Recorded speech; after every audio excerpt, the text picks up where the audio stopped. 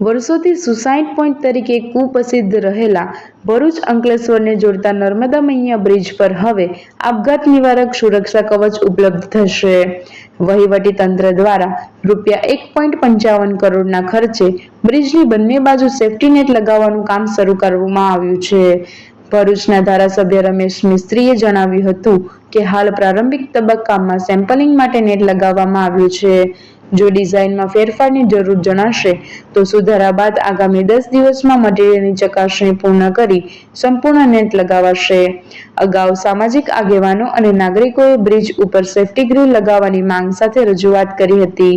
હવે કાર્યવાહી શરૂ થતાં લોકોએ વહીવટી તંત્રનો આભાર વ્યક્ત કર્યો છે।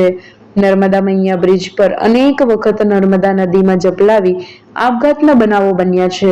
સુરક્ષા નેટ લગાવવાની આ પહેલથી આવા બનાવોમાં ઘટાડો થશે તેવી અપેક્ષા સાથે નાગરિકોમાં રાહતનો માહોલ જોવા મળ્યો છે।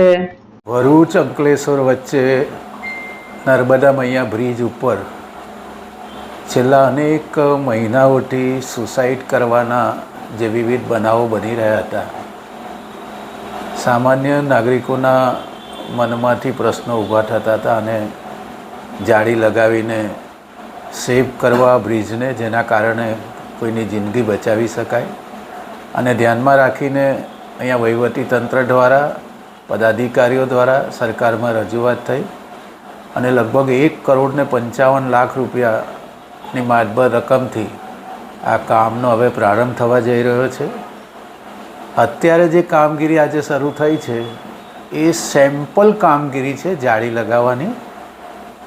એક જાળી લાગશે જેમાં એની સ્ટ્રેન્થ જોવામાં આવશે, એનું મટીરિયલ જોવામાં આવશે, એની જાળીની જે ડિઝાઇન છે એનું ચેકિંગ એક્સીએન દ્વારા નજીકના 2-3 દિવસમાં લાગ્યા પછી કરવામાં આવશે। એમાં કોઈ ફેરફાર કરવાનો હશે તો એ ફેરફારને સાથે વણી લઈને પછી ફાઇનલ ડિઝાઇન નક્કી કરીને 10 દિવસમાં આ કામને કાયમી શરૂ કરીને નજીકના દિવસોમાં પૂરું કરવાનું આયોજન છે, જેનો લાભ ભરૂચ જિલ્લાની અને આસપાસના લોકોને એનો લાભ મળે એ હેતુથી અને ભવિષ્યમાં આવા બનાવો જે બની રહ્યા છે એને અટકાવી શકવા માટે આ કામનો પ્રારંભ થયો છે।